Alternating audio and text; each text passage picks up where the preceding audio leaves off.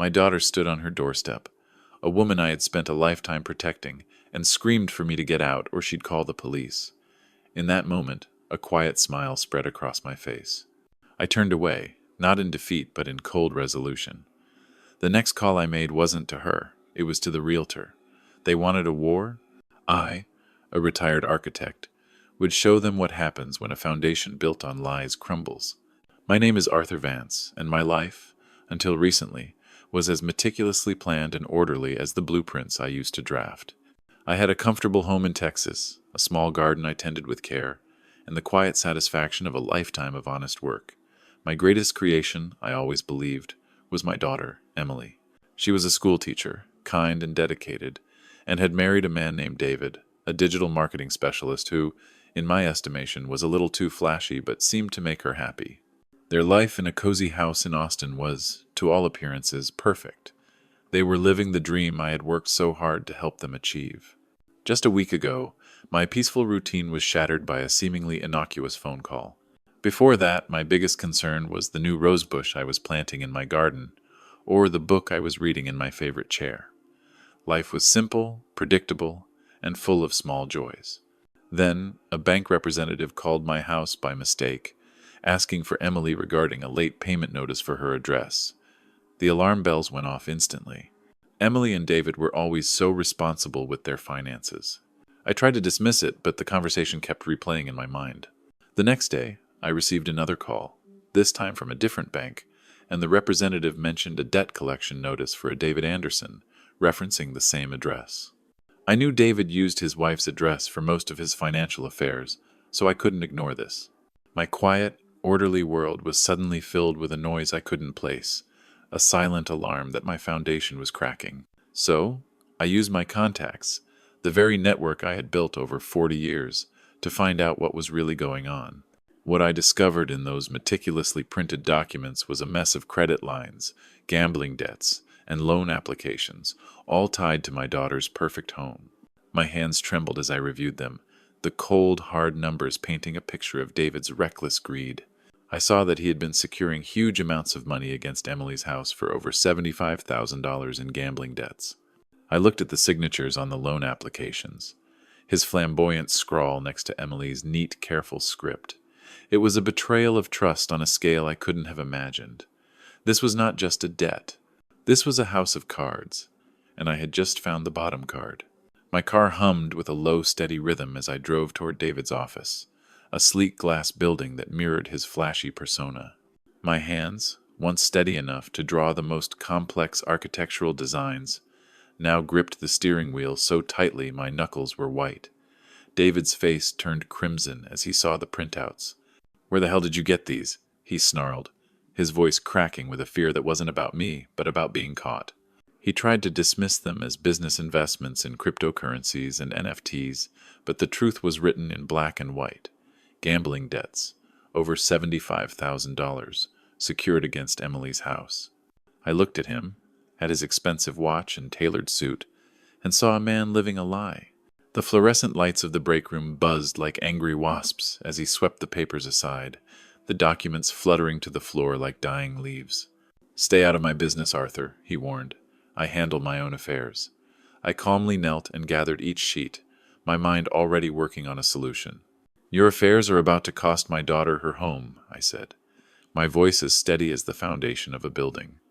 "Does she know about the second mortgage, the home equity line, the loan against her 401 Kelvin?" His silence was all the confirmation I needed.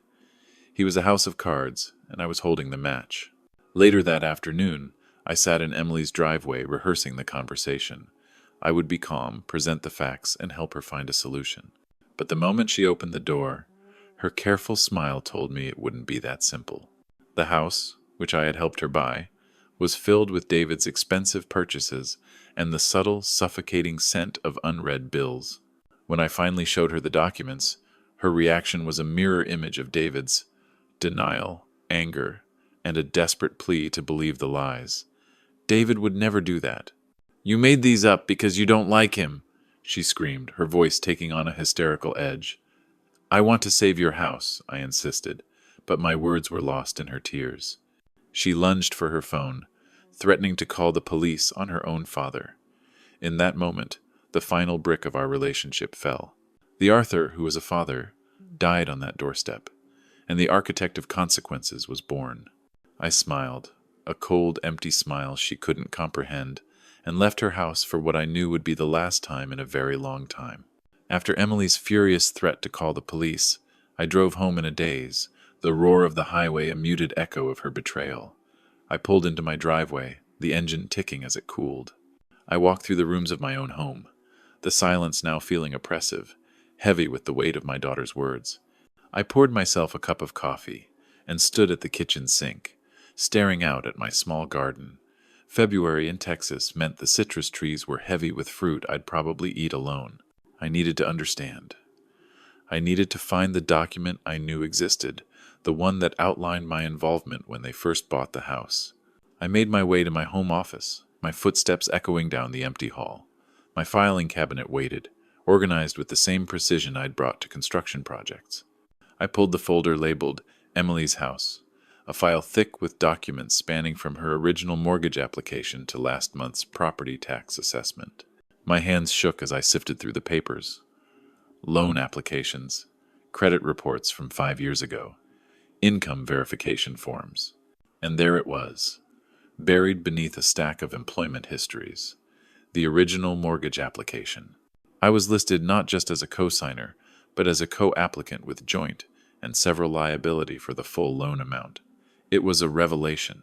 I was a legal co-owner, and David and Emily couldn't make any major financial decisions about the property without my consent. A cold, analytical smile, the kind I used to have when solving a complex architectural problem, spread across my face. I had a foundation to work with. The memory came flooding back with perfect clarity. 5 years ago, Emily and David sat across from a loan officer at a bank in Houston. David's employment history was spotty, his credit score hovering in the low 600s. Emily's salary as a teacher was steady but modest.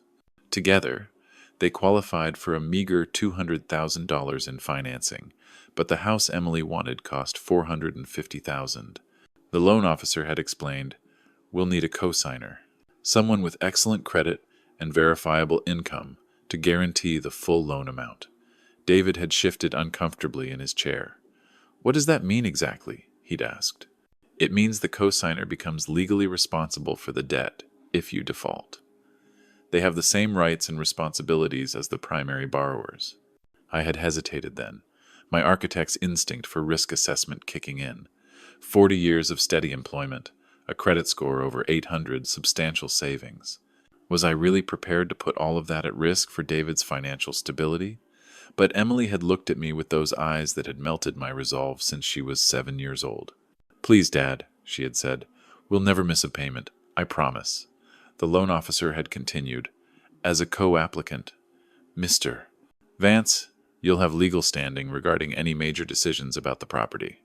Refinancing, home equity loans, even the sale of the home would require your consent or participation." David had nodded quickly, eager to move past the legal technicalities to the fun part of house shopping. Emily had squeezed my hand and I'd signed my name, thinking I was helping my daughter achieve the American dream. Now, with David's gambling debts secured against my co-signed property, those legal technicalities were looking remarkably useful. I pulled out a magnifying glass, reading the fine print I'd skimmed past in the original document. The language was dense, loaded with legal terminology that would have made my head spin if I hadn't spent decades reading construction contracts. But one section stood out like a beacon.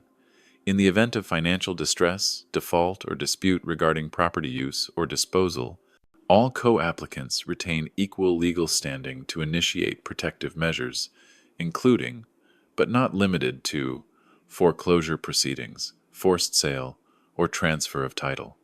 A forced sale. David and Emily could threaten to call the police on a concerned father, but they couldn't dismiss a legal co-owner who had discovered his investment was being gambled away without his consent. The next call I made wasn't to a realtor as I'd first thought, but to Sarah, a young lawyer I'd met through a community project years ago. She had a sharp mind and a quiet, formidable professionalism I respected. More importantly, she was Emily's close friend.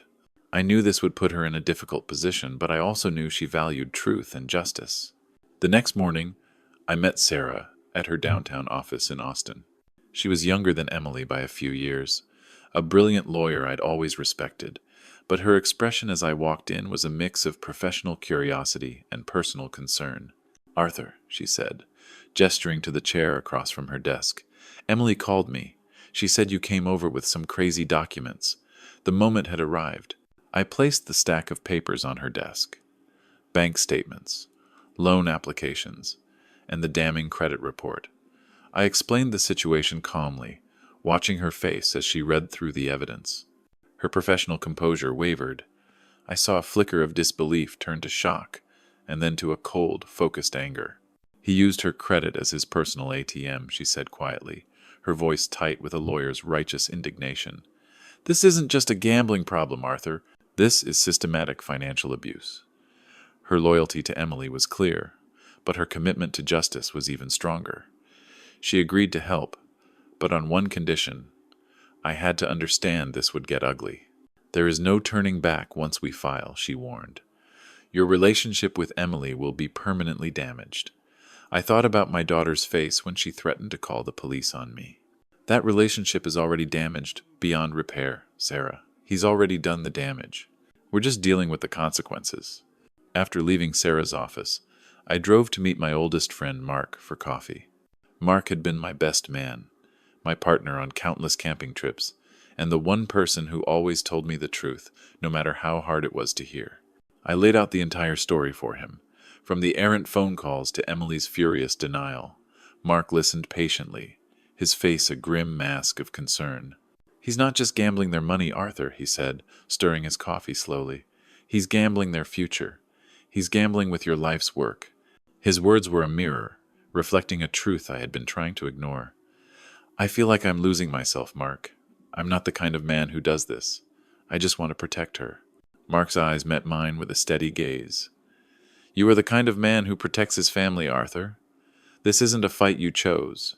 It's one that was forced on you. And you're not fighting to hurt them. You're fighting to teach them a lesson that will save their lives. You're fighting for the truth." "I'll stand with you." His quiet support was the final brick in the foundation of my resolve.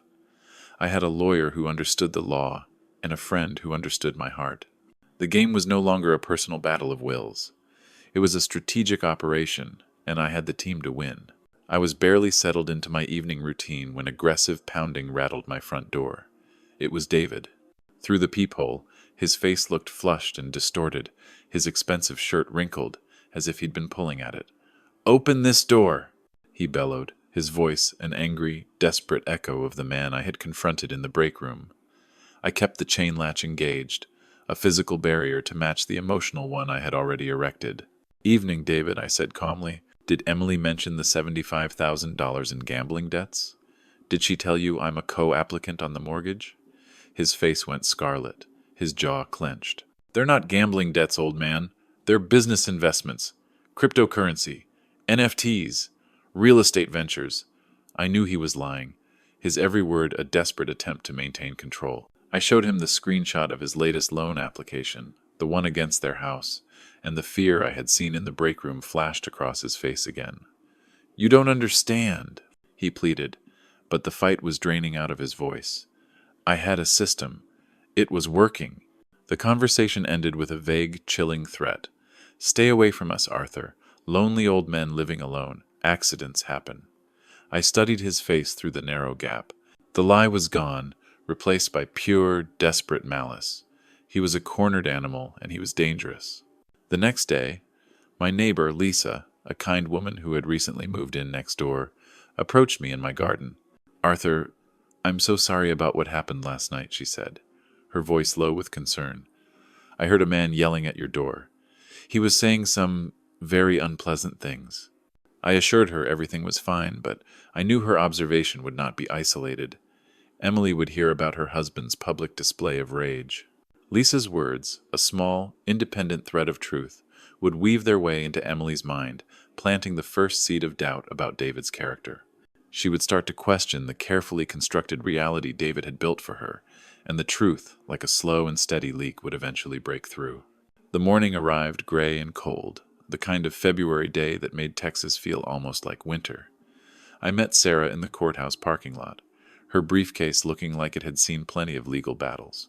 "We were here to file our petition for partition by sale, a legal action that would force the sale of Emily and David's home." "Ready for this?" she asked, her voice calm and professional. I had been ready since the moment Emily threatened to call the police on me. The courthouse steps were imposing, white limestone with columns that suggested permanence, justice, consequences that couldn't be argued away. Inside, metal detectors and security guards processed a steady stream of people handling legal business, divorces, custody disputes, civil matters, all the ways life ended up requiring official intervention. We took an elevator to the third floor, walked down a corridor lined with courtroom doors. The clerk of court's office buzzed with quiet efficiency, computers humming, printers working, people filing documents that would change lives. Sarah spread our petition across a small table in the waiting area. It was a formal document, listing me as the plaintiff and co-owner, and David and Emily as the co-defendants. It included the property address, legal description, and a clear statement of my intent to force a sale. "The filing fee is $450, Sarah said. I wrote the check without hesitation. 40 years of steady employment had taught me that some problems required financial solutions. This was cheaper than watching David gamble away 30 years of equity payments. At the clerk's window, a tired-looking woman processed our paperwork with professional efficiency. "Case number C, V2025187, she said, stamping each document with an official seal. "Initial hearing scheduled for the 15th of March, 9 a.m., Courtroom C." The sound of the stamp was final, decisive. No more family discussions or emotional appeals.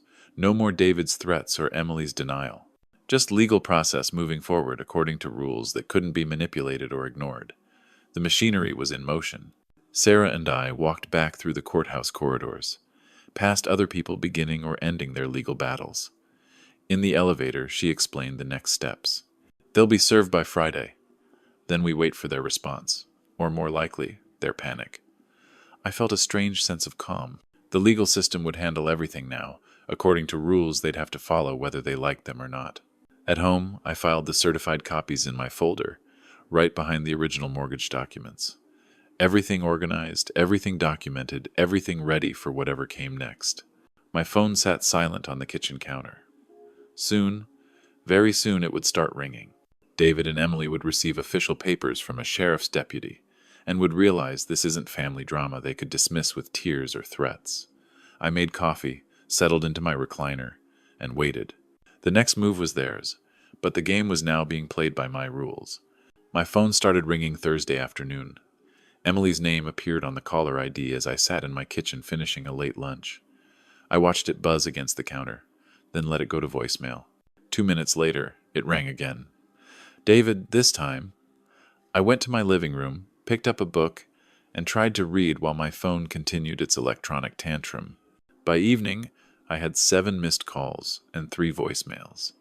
The first message was Emily, her voice shaking. "Dad, please call me back. We got some papers today and I don't understand what's happening. Please, just call me." David's message came an hour later. "What kind of game are you playing, old man? You think you can scare us with legal papers? This is family business, not some courtroom drama." The third message, Emily again, tears evident in her voice. "Dad, I'm begging you. David says you're trying to steal our house. That can't be true. Please call me back, please." I deleted all 3 messages without returning the calls. Friday brought a text message marathon. David started early. "This lawsuit is ridiculous. No judge will side with you over family." Emily's texts were longer, more desperate. "Dad, I know we had a fight, but this is too far. Can't we work this out? I love you, but I love David too. Please don't make me choose."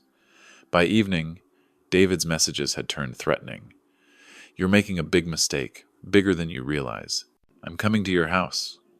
I forwarded the messages to Sarah with a note for the file. Evidence of acknowledgement. Saturday brought a new wave of calls. I let them all go to voicemail and spent the day in my garden, pruning citrus trees and preparing beds for spring planting. Physical work helped me think, and I needed to consider my next moves carefully. Sunday's voicemail from Emily was different, calmer, more calculated. "Dad, David talked to a lawyer.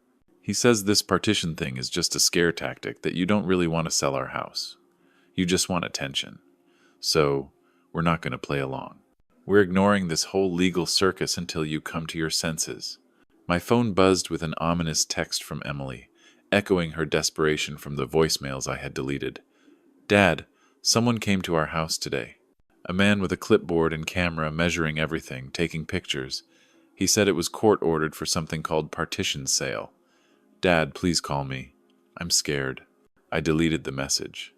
My plan was never to make her scared, only to make her see the truth.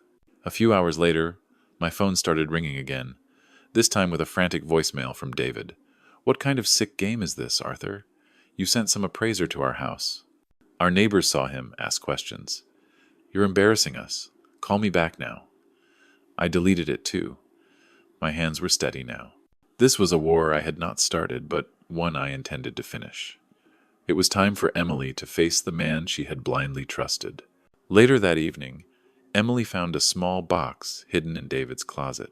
Inside, she found copies of her credit card statements, forged loan documents with her signature, and a stack of betting slips from online poker sites.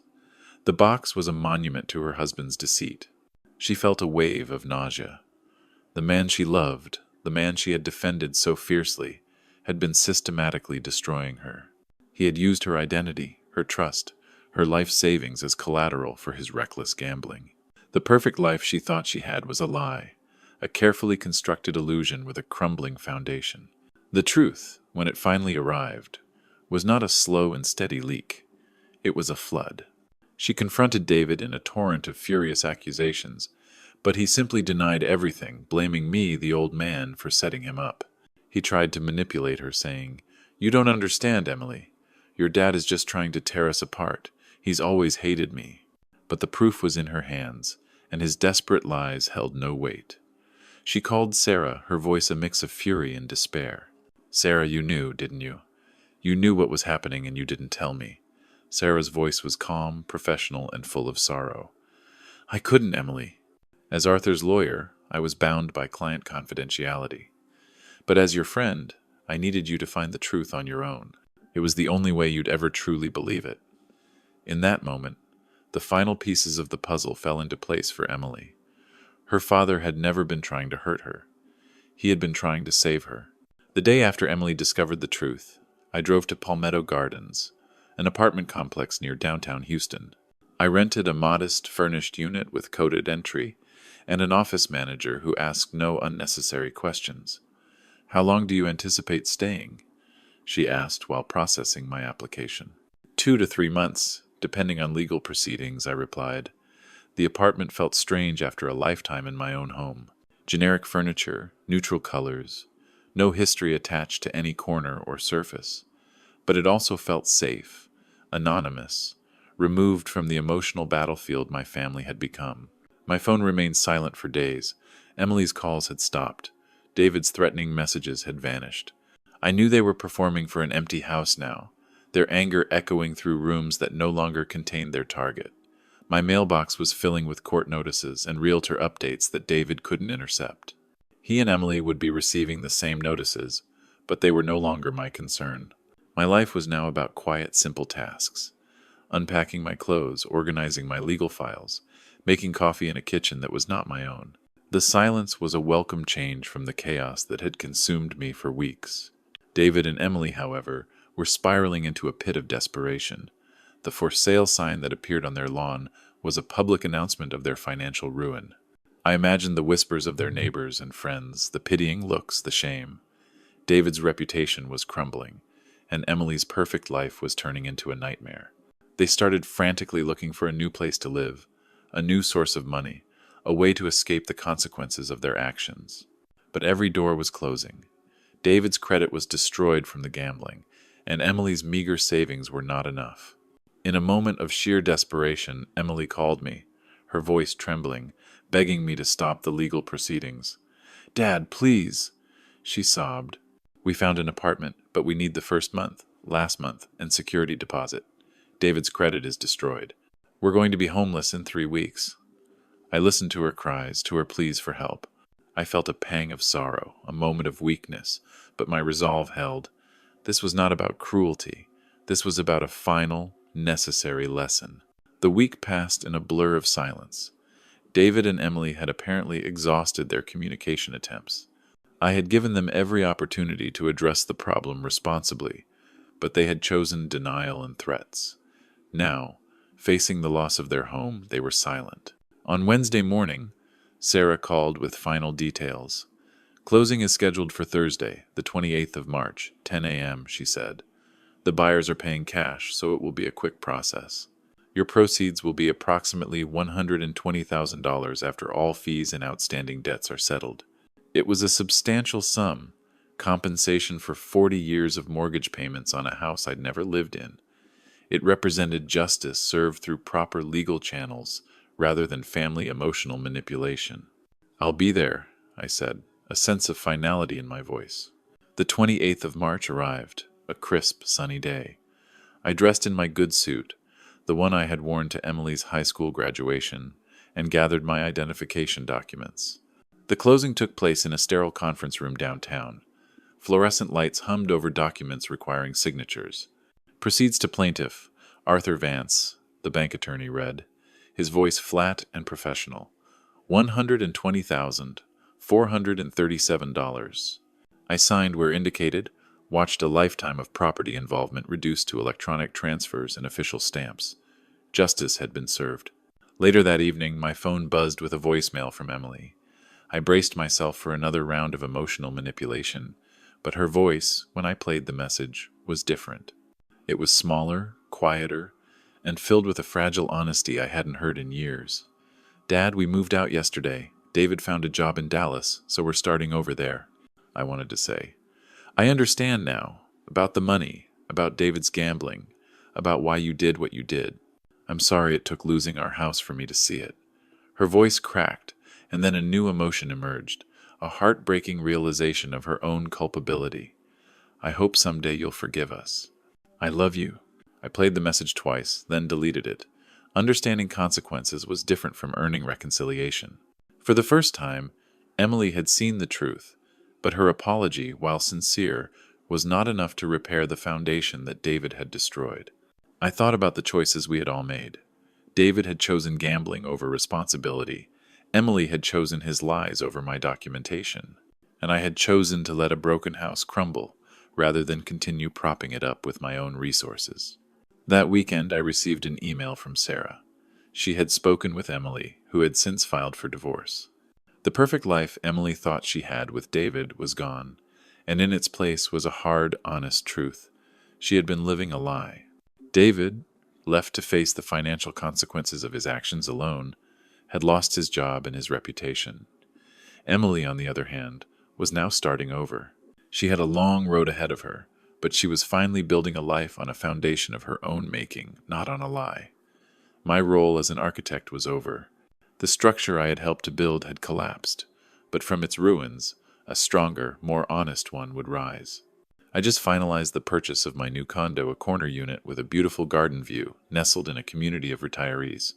These were people who had lived with discipline and foresight, who understood that true financial security comes from steady, consistent effort, not from gambling on luck or shortcuts. Unlike Emily's old house, which was full of cracks and uncertainty, this condo stood on a solid foundation, and in many ways, so did my life. It was rebuilt carefully on principles, patience, and an unshakable faith. The journey to this point wasn't easy. I've been through one of the most painful betrayal stories anyone could face, tested by people I once called family, challenged in ways that shook my heart and soul. Emily and David taught me harsh lessons about trust and disappointment, reminding me that while human love can be fragile and fleeting, God's love is constant and unwavering. Throughout it all, the words my father used to say kept ringing in my mind. God gives us the strength to face our greatest trials, and I found that strength in the darkest moments. I learned that no matter how hard life gets, through every wound and heartbreak, we can find justice, healing, and a chance to start fresh. This new condo is more than just a place to live. It's a symbol of a new chapter, a fresh start where I can look back on the past without being held captive by it, where peace and freedom fill the air. Looking out at the garden beyond my window, I feel a deep sense of calm wash over me. Every flower, every tree reminds me of the power of perseverance and faith.